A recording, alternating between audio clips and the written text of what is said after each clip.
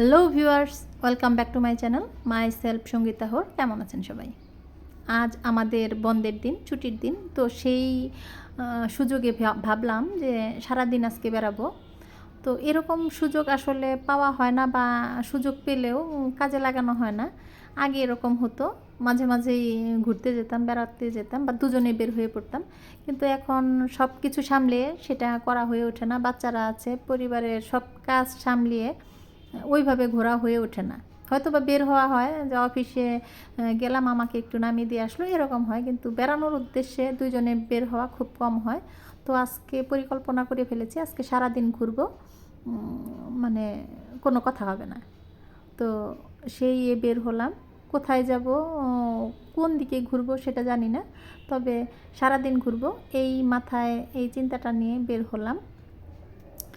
তো দুইজনে বের হয়ে ভাবলাম যে ভুয়াপুরের দিকে যাচ্ছি। এটা ভুয়াপুর রোড, দেখা যাক কোন দিকে যাওয়া যায়। তো ঘুরতে ঘুরতে মাথায় আসলো যে মোহনপুরের দিকে যাই। মোহনপুরের বিখ্যাত দই পাওয়া যায় ওইখানে। তো দই খাওয়া যাবে এবং দইয়ের কারখানাটা দেখে আসব। আমি কখনো ওইখানে যাইনি। তো এই জন্য দুইজনে যাচ্ছি আজকে মোহনপুরের দিকে। এটা মোহনপুরের রোড। তো আসলে কর্মব্যস্ততার জন্য অনেক সময় অনেক ইচ্ছা থাকলেও অনেক কিছু করা হয়ে ওঠে না, ঘোরা হয় না।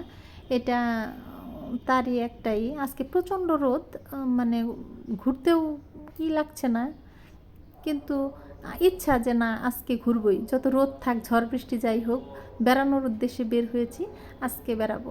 তো মাঝে মাঝে না বেড়ালে মনটাও ভালো লাগে না। বের হয়ে পড়লাম এর জন্যই মূলত, রোদ উপেক্ষা করেই। কিন্তু ভালো লাগছে আসলে। বাইকে ঘোরার একটা মজা হচ্ছে যে রোদ থাক, বাতাসটা লাগে। তো আমার আবার ছোটোবেলার থেকেই বাইকে ঘোরার খুব শখ। বাইকে ঘুরতেও আমার খুব ভালো লাগে। তো আমরা মনে হয় মোহনপুরের দিকে চলে আসছি, এই দিকের রাস্তায়। তো আমি এর আগে অনেকবার শুনেছি এবং এই জায়গার দই খুব বিখ্যাত, আমরা খেয়েছি, কিন্তু কারখানাটা কখনো দেখা হয়নি। এর জন্য বললো চলো দইও খেয়ে আসি, কারখানাটাও তোমাকে দেখিয়ে নিয়ে আসি। তো চলে আসলাম মোহনপুর। হ্যাঁ, এই সেই দইয়ের কারখানা, আমরা চলে আসছি। এসেই সে দই চাকতে বসে গেছে। উনি দাদা আছেন এখানে। দাদার নাম তাহলে কি নিতাই ঘোষ? এর আগে তো আসলে আপনার এখান থেকে তো প্রচুর দই খাই আমরা, এখান থেকে নেই, কিন্তু আপনার এই যে কারখানা সেটা জানি না, তাই আসছি। তো ভালো লাগতেছে। কতগুলো দই বানিয়েছেন আজকে? কালকে প্রায় 150 পিস তৈরি করছিলাম। সব শেষ?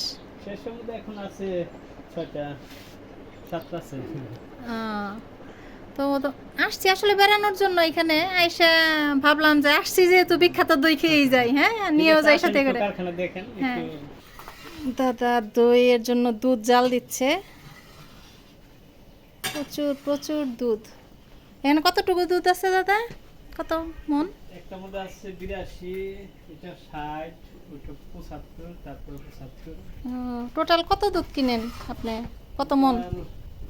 দেখা যায় 12 মণ, 14 মণ। শুধু দই তো বানান না, মিষ্টি টিষ্টি তো না?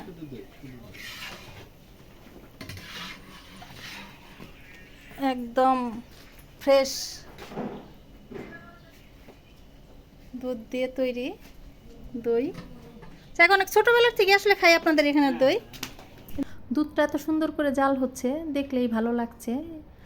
ভিতরেও আরেকটা ঘর আছে, এইখানে দুধ জাল দেওয়া হচ্ছে। এখানে তারা দই কিভাবে বানায়, এটা সেই ঘরটা। তো সব কিছু দেখে খুবই ভালো লাগছে। উনি আমাকে ভিতরটা খুব সুন্দর করে ঘুরিয়ে দেখালেন এবং দাদা খুব আন্তরিক। দই এখন কিছু সংখ্যক আছে, আর মোটামুটি সবগুলো তার বিক্রি হয়ে গেছে। এর থেকে আমাদের দই খেতে দিলেন এবং দই খেলাম, এবং সাথে আমি 2 পাতিল দই নিয়ে যাচ্ছি। চলে আসছি মোহনপুরের বিখ্যাত দইয়ের কারখানা, নিতাইদার দইয়ের কারখানাতে। প্রচুর প্রচুর দই বানাচ্ছে, প্রচুর দুধ জাল দিচ্ছে। দেখলাম একদম কারখানার ভিতরে ঢুকে পরিষ্কার পরিচ্ছন্ন পরিবেশে। যাক, দেখলে আর কি তৃপ্তি লাগে যে এত সুন্দর একটা পরিবেশে দই তৈরি হচ্ছে, একদম হাইজেনিক উপায় মেনটেন করে। তো প্রত্যেকে এখান থেকে যারা আসবেন অন্তত পক্ষে মোহনপুরের দই না খেয়ে যাবেন না। মোহনপুরের দইটা খুবই বিখ্যাত এবং সত্যিই খুব টেস্টি। আমরা অনেক ছোটোবেলার থেকে খাই। আমি এই কারখানায় আজকে প্রথম আসলাম, এর আগে আমার আসা হয়নি। তো এখন দই খাবো, নিয়েও যাব। ঠিক আছে, দই টই নিয়ে আমরা বের হয়ে পড়লাম আবার বাসায় ফেরার উদ্দেশ্যে। এখন আসলে বাইরে কিছু খেয়ে নিব, খেয়ে আমরা বিকেলে কোথাও ঘুরতে যাব। এখন প্রচণ্ড রোদ, রোদের মধ্যে তাই ভাবছি যে বাসায় গিয়েই খাবো না বাইরে কোথাও লাঞ্চটা করে নেব। তো মনে হচ্ছে যে না, বাসায় গিয়ে খাওয়াটাই ভালো। বাচ্চারা আছে, সবাই আছে, ওদের সঙ্গে খেয়ে বিকেলবেলা আবার বের হওয়া যাবে। তো দুপুরে আমরা বাসায় এসে কিছুটা খেয়ে এরপর বের হয়ে পড়লাম মধুপুরের উদ্দেশ্যে।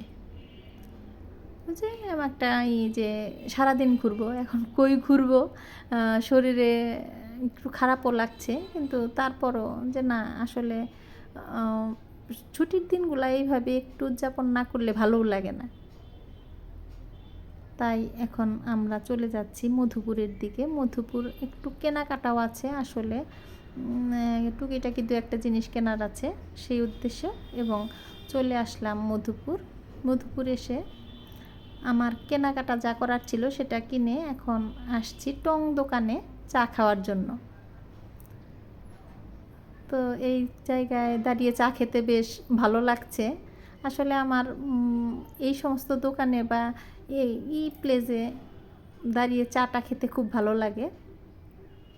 তো এটা একদম মধুপুর বাস স্ট্যান্ডে দাঁড়িয়ে চা খাচ্ছি। একদম কোলাহল এই জায়গায়, প্রচুর ভিড়, অনেক মানুষজন। তো আশেপাশে অনেক মার্কেট, সব কিছু মিলিয়ে বেশ এই জায়গাটা সবসময় জমজমাট থাকে। যত রাত্রি আসা যাক, মানে মনে হয় যে না, কেবল সন্ধ্যা হচ্ছে বা রাত্রি শুরু হচ্ছে, এরকম একটা পরিস্থিতি। সবসময় মানুষ থাকে। আর এই চাটা একটু তেতো হয়ে গেছে বলে একটু চিনি নিয়ে নিচ্ছি। আমরা আসলে চিনি ছাড়া চা খাওয়ার চেষ্টা করি, চিনিটা খাই না চায়ে। তো এতটা তেতো তেতো লাগছে, আসলে তাদের চা পাতাটা দীর্ঘ সময় জাল দেওয়া হয় দেখে চাটা একটু তেতো হয়ে গেছে। তো আমি একটু চিনি নিয়ে নিলাম চায়ে। এখন চাটা খেতে বেশ ভালো লাগছে এবং চাটা শেষ করলাম। চা খেতে খেতে দেখছি প্রচুর আনারস। এখন হয়তো আনারসের সিজন এটা। মধুপুরের আনারস সবসময়ই বিখ্যাত হলেও সবসময় ভালো আনারস পাওয়া যায় না, এর জন্য বাইরের থেকে আমি সচরাচর আনারসটা খাই না। তো একজন হকার দেখছি, উনি আনারস নিয়ে এদিকে আসছেন এবং আমার মনে হচ্ছে, তার সঙ্গে কথা বললাম, আনারসটা দেখে বেশ ভালো লাগলো, বললো বেশ মিষ্টি আনারস হবে। এর জন্য এখন চাটা খেয়ে আনারস খাবো। তো তাকে আমি ডাক দিলাম এবং আনারস নিব তার থেকে। তো আমি নিয়ে নিলাম আনারসটা এখন খেয়ে দেখবো আনারসটা কেমন। উনি বলছে আনারসটা খুবই ভালো। তো খেয়ে দেখছি, আনারসটা সত্যিই খুব ভালো এবং খুবই মজা। খুব মিষ্টি আনারসটা চিরার মধ্যে আমি আশা করি এতটা মিষ্টি হবে, অসম্ভব মিষ্টি, চিনির মতো লাগছে। অনেক মিষ্টি আনারস, খুবই মিষ্টি লাগছে আমার কাছে। যারা মনে করেন যে এই দিনে আনারস খাবে, মধুপুর এসে তারা আনারস সবাই এই সিজনে ইচ্ছা করলে মধুপুরে এসে আনারস খেতে পারেন।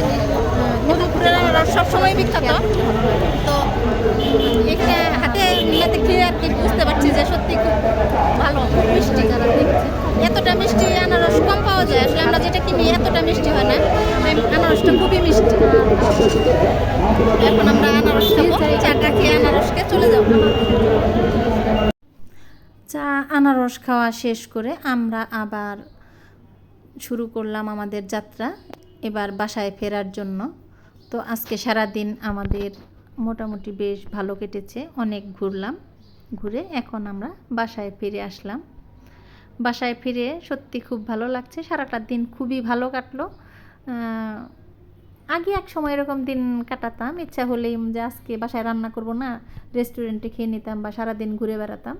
তো এরকম আসলে এখন আর হয় না। তো আজকের দিনটা খুব মজা করলাম, তাই আমার দিনটা কেমন কাটলো আপনাদের সঙ্গে শেয়ার করলাম। তো আমার ব্লগটি যদি ভালো লেগে থাকে চ্যানেলটি সাবস্ক্রাইব করবেন, কমেন্টসে জানাবেন। ভালো থাকবেন সবাই, টাটা।